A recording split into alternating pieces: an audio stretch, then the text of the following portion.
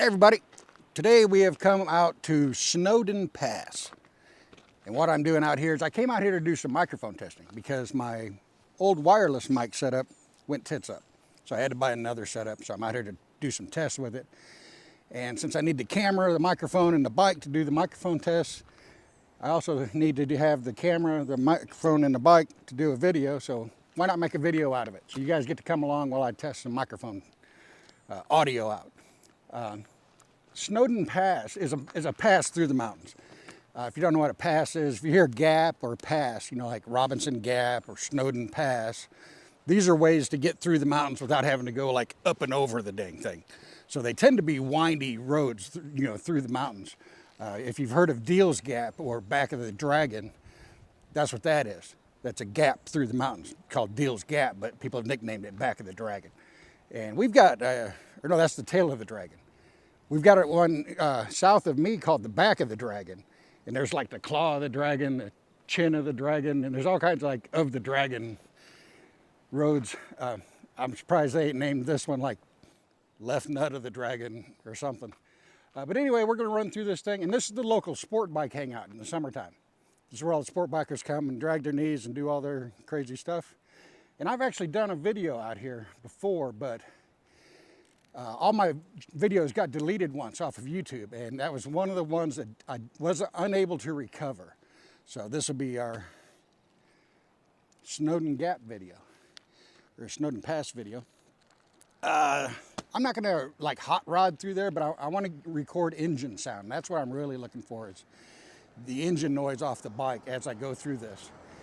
And when I come here, I tend to stop at one of these little overlooks and give all cars about 2 to 3 minutes to get by, so I get a clean run through there. This is only like 3 miles, but it's like 30 turns in 3 miles or something like that. So we're gonna set up. I'm wearing the red helmet today. You guys noticed that? The difference between the red helmet and the black helmet is they're both the same model of helmet, but different like production year runs. And this is the newer of the two. And so this one has like removable lining and everything. And so this microphone is kind of set up semi-permanently in this helmet. So whenever you see me with the red helmet on, I'm gonna be recording POV footage and trying to speak at the same time. If I'm just recording bike audio, you'll see me in the black helmet. I think the black helmet looks better. Red helmet's actually the better of the two. So I think that's about all there is to say from this point. I'm gonna do 2 runs. I'm gonna run through using this microphone, and we'll see how that sounds. And then when I get to the turnaround, I'm going to switch to the wireless setup. So I won't be able to speak during that run, but we'll see if it sounds okay. So far, I haven't been impressed with the Rode, what is this, the Wireless Go 2. So far, it doesn't have very good wind capabilities, even with the dead cat and things like that on it. So this is kind of like my final test before I give up on it as far as recording on-bike footage with this microphone. This one I know works. This one hasn't worked yet, so we'll see what happens. And if the return trip, if the audio doesn't come out, I'll just play enough so you guys can hear how crappy the audio is, and that'll be that. So the trip out is gonna be pretty decent, or should be anyways.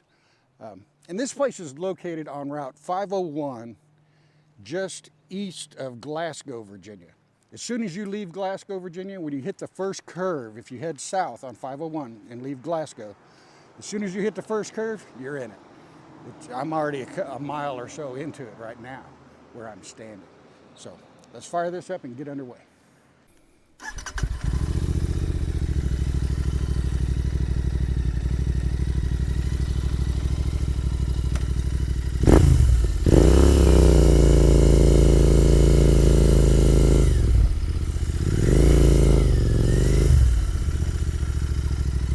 Now I'm just gonna sit here for a few seconds and make sure no other cars come, so I have a clear run in front of me. So bear with. See, here's a car right here. So now I have to start timing again. The reason I'm doing this is because I'm about to be the fastest moving thing in there. And there's no roads, there's no roads between here and the exit, so there's no way for cars to get onto this road except for right here in my lane, unless they're driving like idiots and they cross the yellow line or something. So there's no intersections that I need to be looking for or anything like that. There is a couple of pull-offs, so I have to kind of keep an eye out there. Basically, if I give it enough time, let the road clear out ahead of me, the only traffic I should have to deal with is what is coming in my direction. All right, so here's a truck, so it's going to take a little bit. So we'll edit here, and I'll fire the camera back up when the action starts.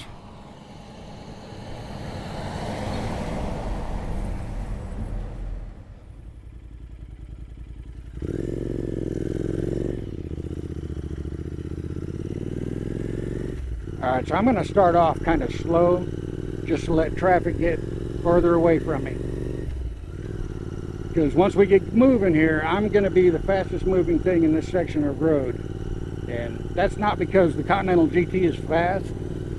That's just the way things are. These turns are very slow, and if you get like logging trucks and things like that, if you get behind them, you're in for a long, slow ride.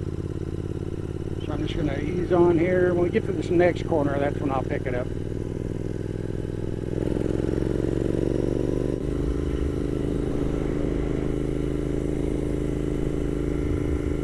Yeah, the previous video I did out here, I did it on the Honda Monkey. And the Honda Monkey was the fastest moving thing on this road when I did that video. So it's not that this particular bike's fast or anything. Just about any bike is faster than a car in here.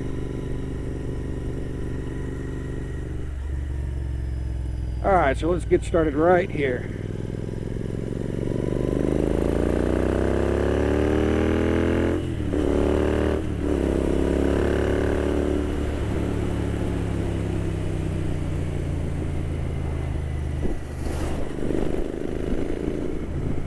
Alright, I got a bicycle. So I got to watch for things like that, because if a car's coming, they got to get in my lane to get past them. So that's kind of type of thing you got to be watching for.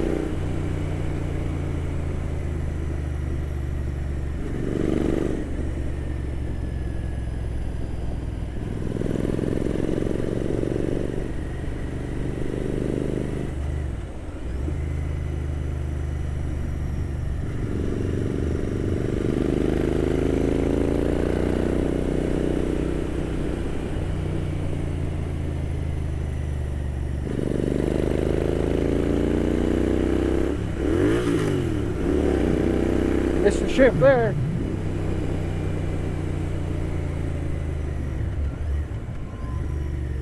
Just trying to read that sign. Not paying too much attention to my shifting.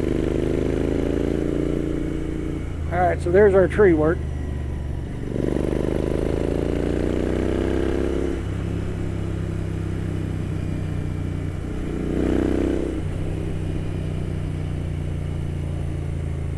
We'll be coming up to the spot where I wrecked a Ducati here once.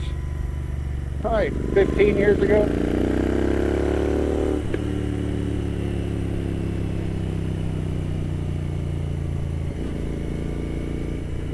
In fact, it's right here. This is the curve. I was coming the opposite direction. Came around this curve and hit my GoPro on the ground. I had it mounted to the fairing of the Ducati.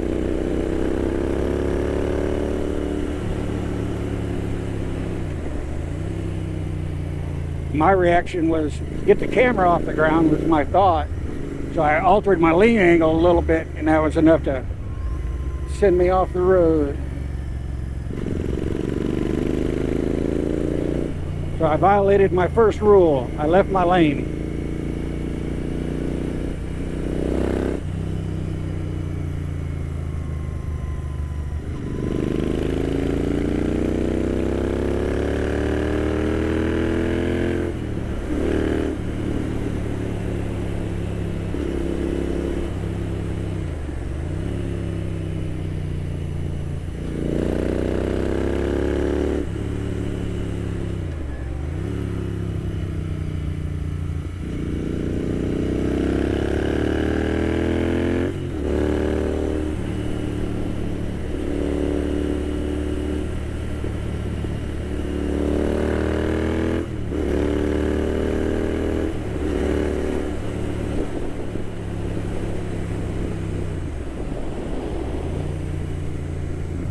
right, we are out. That little pull-off I just passed, that's usually where everybody turns around, or up here where this trailer is.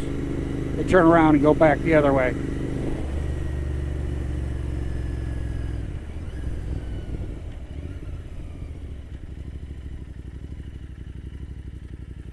So I am going to change microphone setups. Then we're going to see the same pass going in the opposite direction. So I'll see you in a second.